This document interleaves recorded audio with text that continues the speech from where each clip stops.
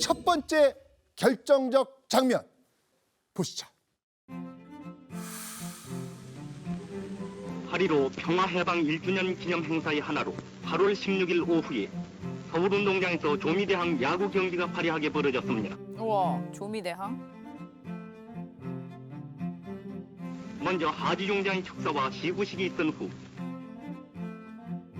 조선의 정예 선수로 짜진 전 조선군과 미군의 최강팀 24군의 용호 상박 열전이 벌어져서 관중을 열광케 했는데 아, 저희가 동대문 야구장인가요? 네, 동대문 야구장입니다. 와, 동대문 야구장이요? 야, 아니 저는 여기가 동대문일 거라고 상상을 못했어요. 예, 참 이 헬멧을 뭐 안 쓴 모습이나 이 사실 이제 먼지가 많으면 땅에 물을 뿌리기도 하는데 사실 그런 시설들이 전혀 안 돼 있었을 것 같은데 참 너무 행복한 시대에서 야구했구나 이런 생각 드는데요. 그러네요. 1946년 8월 16일 광복 1주년을 기념하는 의미로 열린 조미 친선 야구대회 모습이었습니다. 1946년 3월 18일 조선야구협회, 그러니까 오늘날의 대한야구협회가 만들어지면서 각종 야구대회를 개최할 수 있게 되면서 가능했던 경기였습니다. 교수님, 근데 왜 우리나라는 미군과 이렇게 야구 경기를 하려고 했던 거예요? 네, 어떻게 보면은 한국 야구인들 또 미군의 입장이 잘 맞아떨어졌기 때문이라고 보여집니다. 왜냐하면 경제적으로 어려운 시기였다 보니까 미군의 지원을 받아서 대회를 하는 게 야구 활성화를 위해서 굉장히 효과적일 것이다 이렇게 봤던 것 같습니다. 반대로 미군은 사실은 2차 대전이 끝나고 바로 한국으로 온 거잖아요. 이렇다 보니까 사기도 굉장히 떨어져 있었고 무엇보다도 기강이 굉장히 해이해져 있었습니다. 분위기를 바꾸기 위해서는 한국 팀과의 야구 친선 경기 이걸 하는 게 굉장히 효과적이겠다 라고 생각했던 것 같습니다. 근데 이대호 선수나 윤석민 선수 같은 경우에는 미국에서 야구 생활을 하셨잖아요. 미국인들에게 야구란 무엇입니까? 일단 그때 2차 대전 당시에도 MLB가 중단되지 않고 계속 경기를 진행하고 있었고요. 2차 대전 중에도. 중에도요. 전쟁 중에도 그 정도 야구에 대한 진심인 것 같아요. 할 건 해야 된다는 거죠. 근데 그럼 궁금한 게 그 미국 팬들이랑 한국 야구 팬들의 그 차이가 좀 있나요? 좀 문화가 좀 다른 것 같아요. 미국 사람들은 그냥 즐기러 오는 즐기러. 문화. 그냥 많이 떠들고 이기든 지든 내가 와서 즐거우면 즐거운 거고 우리나라는 약간 내가 오는 팀 이겨야 돼. 무조건 승부욕. 열정이 대단한 것 같아요. 이기는 게 즐거운 대호 형 그렇죠. 등에 아직도 치킨 자국이 있거든요. 7연패하고 치킨을 맞아가지고. 던져서. 딱 봐놨어. 딱 거기 있어, 이거. 딱 거기 있어. 지금 다 났죠? 지금 다 없어졌어요. 됐어. 이 세 분들 극한 직업이었어요. 정말.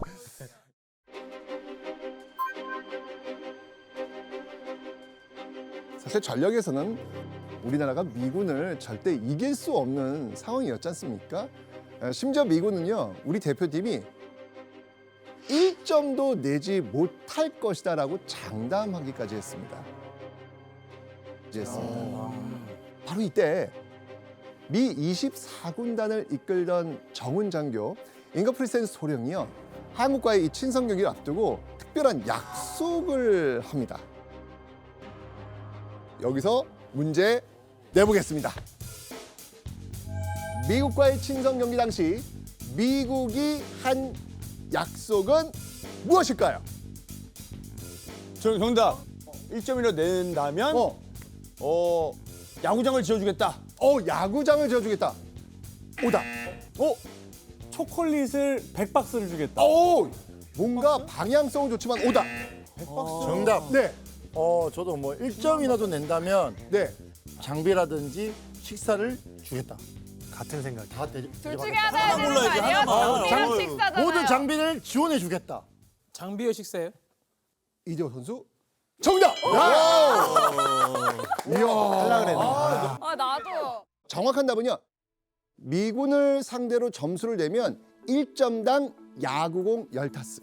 그러니까 120개의 공을 주겠다고 한 겁니다. 라고 이야기를 한 겁니다. 자존심 상하는데.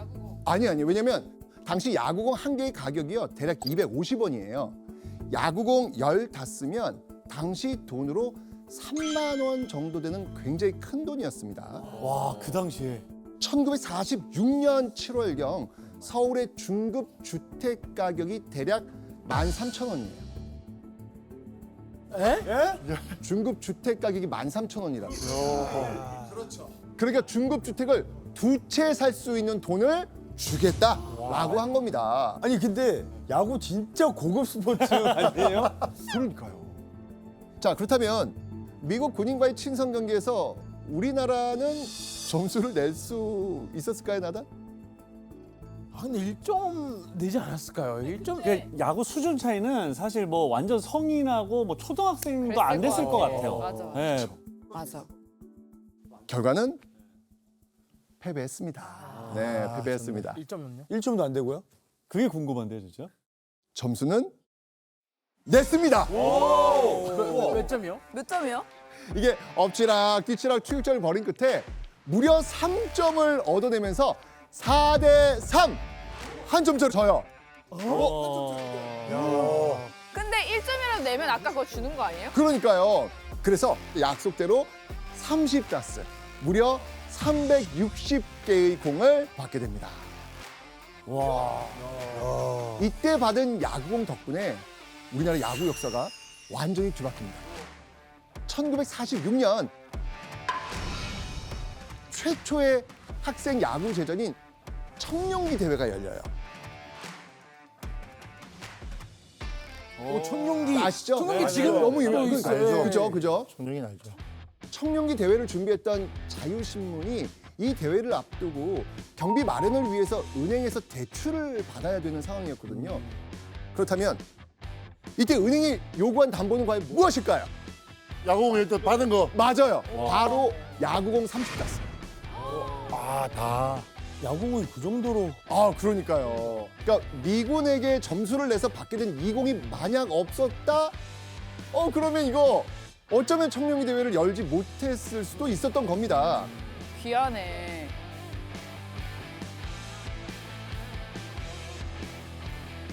근데 청룡기 대회가 지금도 좀 유명한데 그렇죠. 어떤 정도로 유명한지 어떤 데인지 좀 설명해 주시면 좋을 것 같아요. 또 우선 뭐 청룡기는 가장 이제 오래된 역사를 가지고 있는 대회고 사실 이제 청룡기만의 조금 이제 특색이 있는데 3회 대회 우승을 하면은 청룡기 깃발 있잖아요. 우승 깃발. 그거를 줍니다. 우와. 네. 그래서 그걸 이제 최초로 받은 학교가 인천의 동산고등학교. 아, 인천 네. 동산. 그 아주 유명한 선수로는 이제 유현진 선수가 있죠. 아니 근데 해 선수는 청룡기 대회뿐만 아니라 고교 야구를 다 경험하셨잖아요. 네, 여기서 궁금한 게 그 재학 시절에 우승을 하셨어요. 저는 청룡기 했죠. 저는 고등학교 1학년 때 청룡기 우승했습니다. 방우택 선생님은? 저는 대통령배 청룡기 연속 2대회 우승하면서 제가 MVP도 하고. 고개를 끄덕끄덕 이대호 선수님께서. 저는 상금사자기에서 저희 야탁고등과 처음으로 이제 준우승을 할 때 제가 이제 32강부터 준결승까지 이제 4승을 했고 거기서 이제 감투상을 받으면서 그게 고등학교 때 받은 첫 번째 상이었던. 아니 근데 이 세 선수분이 10대 때 이렇게 활동했던 모습을 보신 분이 계세요, 여기에. 여기요? 우리 교수님, 진짜요? 10대를요? 교수님. 오, 어떻게 박용택 선수는 그 휘문고등학교 시절 이렇게 금태 안경 끼고 이렇게 네네네. 하늘색 유니폼 입고 뛰던 모습 기억이 나고요. 네. 잘생겼었어요? 네? 잘생겼어요? 지금 보면 느낌이 안 오시나요? 얘기해 주세요. 솔직하게 얘기해주세요. 솔직하게 얘기해 주세요.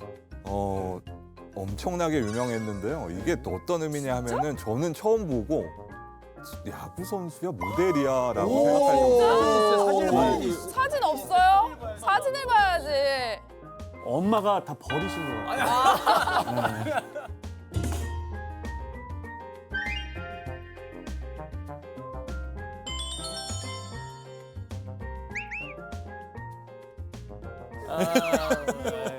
그리고 사실은 제일 강렬한 기억으로 남아 있는 선수는 이대호 선수고요. 네. 어떻게 이 체격에 이렇게 부드러운 유연성을 가질 수 있을까? 이건 뭐 신이 내린 야구 선수가 아닐까라는 생각이 듭니다.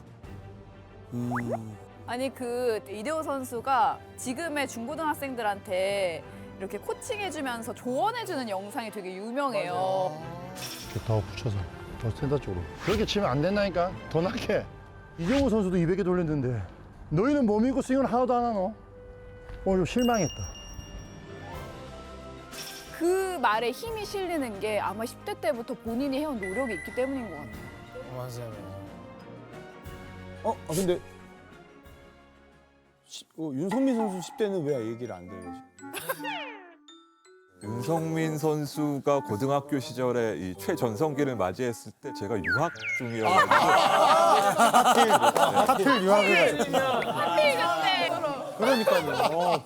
텔레비전 중계가 본격화된 바로 그때 정말 야구 역사의 한 획을 긋는 운명적 경기가 열립니다. 1963년 동대문 야구장에서 개최된 아시아 야구 선수권 대회입니다. 제5회 아시아 야구 선수권 대회가 9월 21일 서울운동장 야구장에서 개막되어 109의 승전이 벌어졌습니다. 고교 및 대학 야구 그리고 실업팀 유망주로 대표팀을 꾸려서 출전을 했거든요. 바로 이때 야구의 역사를 뒤바꾼 두 번째 결정적 장면이 일어납니다. 60년대 한일전. 이건 뭐 지금 보시는 이 경기는 우리 팀과 일본 팀과의 제1차 리그 대전 실황인데 기필코 일본 팀을 이겨버리는 우리 팀은 1회 초에서 한 점을 먼저 빼앗겼으나 1회 말에 들어가 홈런왕 박현식 선수가 레프트 펜스를 훨씬 넘기는 홈런을 쳐서 주어도 양보 없는 추격전을 벌였습니다. 그 후 양팀 사이에는 신경전과 투수전이 전개되어 막상막하의 경기가 벌어졌으나 우리 팀은 7회 말에 들어가 다시 득점해서 결국 5알파 대 2로 일본 팀을 물리쳐 이겼습니다. 결승전? 제1차 리그에서 우승한 우리 팀은 아시아 최강을 자랑하는 일본 팀을 제2차 리그에서도 3대 0으로 제압함으로써 6전 5승 1패의 기록을 세워 아시아 지역 야구 패권을 장악했습니다. 이번 선수권 대회에서 일본과 자유중국 팀은 2위를 차지했고 필리핀은 3위가 되었습니다.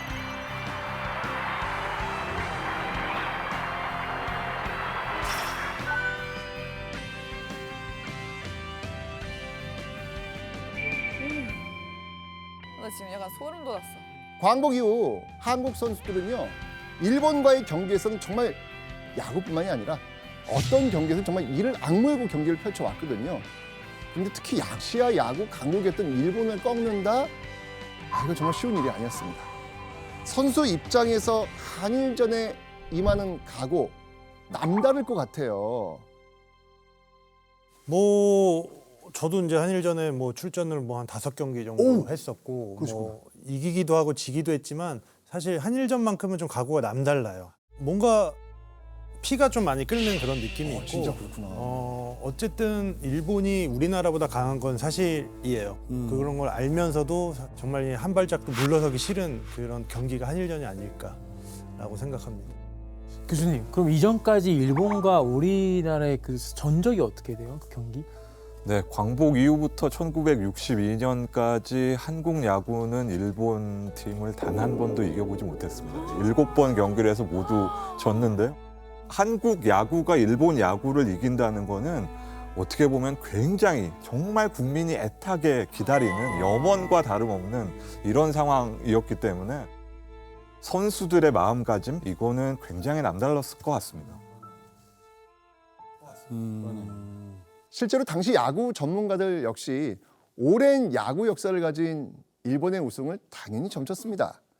그런데 우리나라가 제5회 아시아 야구 선수권 대회에서 일본을 2차례나 꺾고 6전 5승 1패 기록으로 우승을 한 거예요. 광복 18년 만에 처음으로 일본 야구를 이긴 정말 값진 순간이었습니다. 그리고 아시아 야구 선수권 대회에서 한국팀 4번 타자로서 한국 야구 역사상 첫 국제대회 우승을 이끈 인물이 있는데 바로 이분이십니다. 누구시지?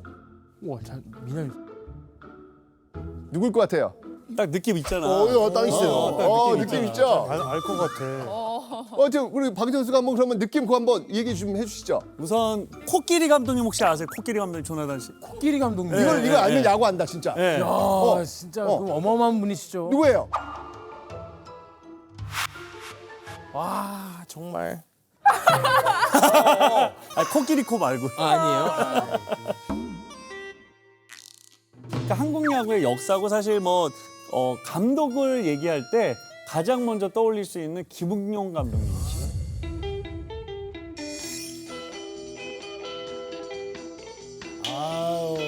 네. 그러니까 뭐 결승전 1회부터 이제 김웅용 감독님이 선취점을 날리고 8회 투런 홈런, 2전 홈런을 날리면서 결국에 이제 3대 0으로 승리를 하는. 사실 감독 김웅용 전에 이미 많은 이제 어르신들은 사실 4번 타자 김웅용이라는 선수를 먼저 훨씬 아셨죠. 제 기억은 감독님밖에 기억이 안 납니다. 저는 야구하는 걸 아예 못 뵀었고. 저도 기억은 없어요. 그렇죠. 들은 얘기지. 다 알고 있듯이 컴퓨터 같이 나오시니까. 선생하신 거 아니에요? 세상밖에 차이 안 나는데. 그때 4번 탈 때 6번 타자 아니셨어요? 근데 이제 김웅영 감독님 하면 타이거즈 시절에 우승 많이 하셨잖아요. 올라가면 우승했던 우승을 이끌었던 감독님 기억을 하는데 뭐 야구인이나 야구 팬이라면은 모르는 분이 있을까 할 정도로 우리나라 1등 감독이다라는 생각이 듭니다.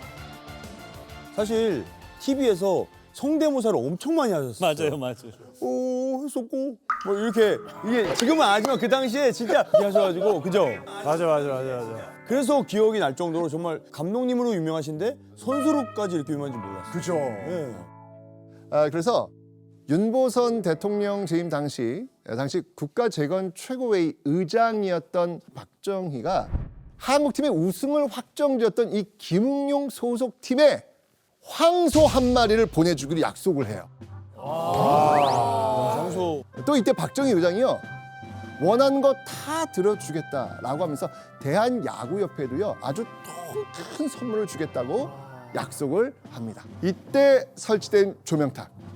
이게 국내 최초의 조명탑이었습니다. 이 나이타 시설의 완비로 앞으로 야간에도 경기를 할 수 있어 우리 야구의 발전이 크게 기대되고 있습니다. 최초입니다. 이게 최초. 뭔가 계속 야구 역사가 한 번씩 우승할 때마다 그렇죠. 공을 받아서 담보를 받고 한 번 이겨서 또 야간 경기까지 하고 그렇게 성장한 게 느껴지네요. 그렇죠. 교수님 근데 이렇게 조명탑을 좀 세우게 되면서 이전과 많은 것들이 바뀌었을 것 같아요. 네, 여러 가지로 이 야간 조명탑 시설 설치가 의미가 있는데요. 첫 번째로는 여름철 같은 경우에 선수들이 경기를 하기가 굉장히 어렵잖아요. 그러다 보니까 이 야간 경기에 대한 이 필요성이 상당히 있었는데 이 조명탑이 만들어지면서 그런 부분이 해결됐고요. 무엇보다도 학생들이 방과 후에 또는 직장인들이 퇴근 후에 야구장을 갈 수 있는 환경이 야간 경기에서 만들어지는 거잖아요. 그러면서 이 야구 팬덤의 외연이 물리적으로 굉장히 늘어나는 계기가 됐습니다. 네, 맞습니다. 야구장에 조명탑이 설치된 것뿐 아니고요. 아시아 야구 선수권 대회 우승 여파는요. 또 있었습니다. 야구의 인기가 높아지면서 대다수 은행들이 야구단을 창단을 해요.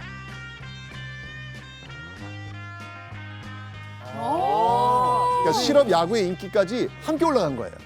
그리고 아시아 야구 선수권 대회 다음 해인 1964년인데 실업 야구에 오늘날 프로 야구와 비슷한 연중 파넌트 레이스, 그러니까 정규 시즌 제도가 도입이 된 거예요. 그러면서 은행뿐 아니고요. 시청, 철도청, 한국전력 등도 팀을 만듭니다. 당시 실업야구 첫 정규 시즌 리그에 참여한 팀은요, 무려 13팀이 나겠다. 와, 진짜로. 지금 프로야구가 몇 개 구단입니까? 10개. 그죠? 근데 이때 실업야구 13팀. 엄청나죠?